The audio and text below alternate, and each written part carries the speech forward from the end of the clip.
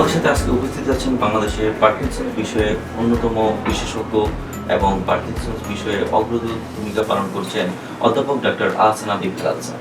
স্যারের কাছ থেকে আজকে আমরা জানতে চাইব যে স্যার পার্কিনসন্স ডিজিজটি কী এবং এই দিবসটি সম্পর্কে স্যার যদি কিছু বলতেন। পার্কিনসন ডিজিজ মস্তিষ্কের অসুখ। মস্তিষ্কের কিছু নিউরন আছে যেগুলো বয়সজনিত কারণে শুকিয়ে যায়, ফলে ডোপামিন নামে কেমিক্যালের ঘাটতি দেখা দেয়। এই ডোপামিন আমাদের শরীরের চলাফেরা, নড়াচড়া, গতির সঙ্গে সম্পৃক্ত। যখন ডোপামিনের অভাব হয় তখন হাত পা কাঁপে, চলাচলের গতি ধীর হয়ে যায়, হাত পা শক্ত হয়ে যায়। এই তিনটি মূল লক্ষণ, এটি পার্কিনসন ডিজিজ। স্টাডিতে প্রমাণ হয়েছে প্রতি 1000-এ 3 জন লোক পার্কিনসন ডিজিজে আক্রান্ত হয়, অর্থাৎ শতকরা 0.3 ভাগ। ফলে এই রোগের প্রাদুর্ভাব একটু কম। এজন্যই এই রোগ সম্পর্কে সাধারণ মানুষের ভিতরে সচেতনতা কম।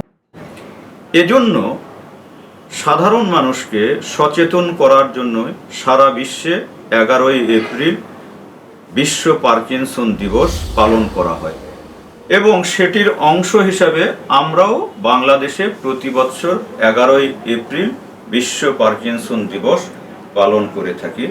এবারে আমরা বাংলাদেশ পার্কিনসন ওয়েলফেয়ার অর্গানাইজেশনের পক্ষ থেকে বাংলাদেশে পার্কিনসন রোগ সম্পর্কে সচেতন করার জন্য কর্মসূচি পালন করছি।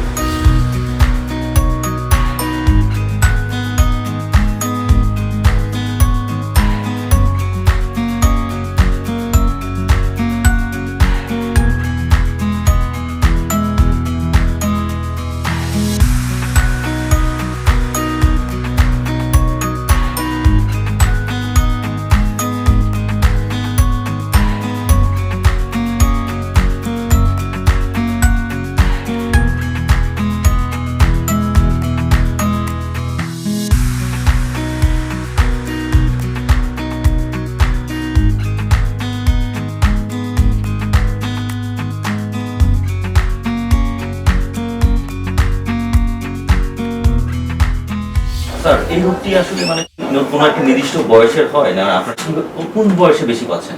পার্কিনসন ডিজিজ সাধারণত 50 বছরের বেশি লোকদের হয়ে থাকে। পুরুষ এবং মহিলা প্রায় সমানভাবে আক্রান্ত হয় এবং বয়স যত বাড়ে এই রোগের প্রাদুর্ভাব তত বাড়ে। 60 বছরের বেশি লোকদের মধ্যে প্রাদুর্ভাব আরও বেশি। 70 বছর বয়সের ঊর্ধ্বে যারা, তাদের মধ্যে এই রোগের প্রাদুর্ভাব আরেকটু বেশি।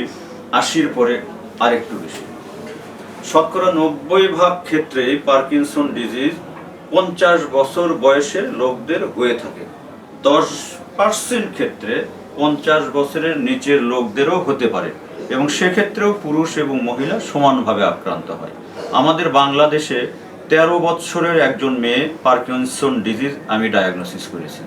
ময়মনসিংহের একজন ছেলে আছে, 17 বছর বয়সে তার পার্কিনসন ডিজিজ ধরা পড়েছে এবং তারা সবাই চিকিৎসা নিয়ে সুস্থ আছে।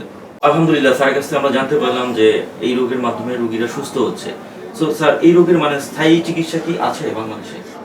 এই রোগ পুরোপুরি ভালো কখনো হবে না, ডায়াবেটিসের মতো অনেকটা। ডায়াবেটিস যেমন পুরোপুরি ভালো হয় না, এই রোগও কখনো পুরোপুরি ভালো হবে না, কিন্তু চিকিৎসা নিলে রোগী কর্মক্ষম থাকবে।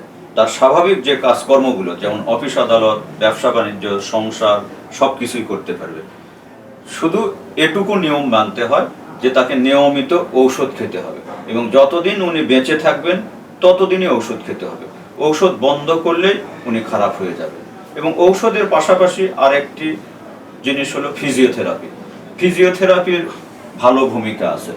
পার্কিনসন ডিজিজে আক্রান্ত রোগীরা যদি প্রতিদিন সকালে বিকালে 20 মিনিট থেকে আধা ঘন্টা হাঁটা চলা করেন এবং সপ্তাহে 1 দিন, 2 দিন, 3 দিন ফিজিওথেরাপি নেন, তাহলে রোগী অনেক ভালো থাকে। রোগীর পরিবারের প্রতি আপনার কোনো কিছু বলার আছে কিনা? তারা কিভাবে এটাকে আসলে রিকভার করবে এই রোগটা যখন তাদের পরিবারে কারো বয়স্ক কারো হবে? পার্কিনসন ডিজিজে আক্রান্ত রোগীর পরিবারের প্রতি এবং রোগীর প্রতি পরামর্শটা একই রকম, সেটা হলো ঘাবড়ানো যাবে না, এটার চিকিৎসা আছে, 1 নম্বর পরামর্শ। 2 নম্বর পরামর্শ হলো যে একবার চিকিৎসা নিয়ে বাসায় বসে থাকা যাবে না। 2 মাস, 4 মাস, 6 মাস, 1 বছর, 2 বছর পর পর চিকিৎসক যেভাবে বলেন সেইভাবেই চিকিৎসাটি নিতে হবে। এবং এই চিকিৎসকের মধ্যে বিশেষ করে নিউরোলজিস্টরা ভালো চিকিৎসা দিয়ে থাকেন, অন্য স্পেশালিস্টরা এর চিকিৎসা অতটা ভালো দিতে পারেন না, সেই জন্য নিউরোলজিস্টের কাছে আসতে হবে মাঝে মাঝে। সাধারণ জনগণ সচেতন হতে পারলে early detection of Parkinson disease সম্ভব এবং আর্লি ট্রিটমেন্ট শুরু করা সম্ভব। সেটি কি, মানুষের মধ্যে একটা সাধারণ ধারণা আছে যে বয়সকালে যদি হাত পা কাঁপে অথবা চলাচলের গতি ধীর হয়ে যায় তাহলে ধরে নেন যে এটা বয়সজনিত কারণে হয়েছে। আসলে ব্যাপারটি তা না। এই ধরনের উপসর্গ দেখা দিলে এই রোগীগুলো পার্কিনসন ডিজিজে আক্রান্ত হওয়ার সম্ভাবনা রয়েছে। ধন্যবাদ স্যার, আপনি খুব সুন্দর পরামর্শ দিয়েছেন আজকের এই পার্কিনসন্স দিবস উপলক্ষে বাংলাদেশের মানুষকে অ্যাওয়ারনেস করার জন্য। সো আশা করি যে এই উদ্যোগটি আরও চলমান থাকবে এবং এই পার্কিনসন ডিজিজ সম্পর্কে সারা বাংলাদেশের সবাই সচেতন হবে এবং সঠিক চিকিৎসা নেবে।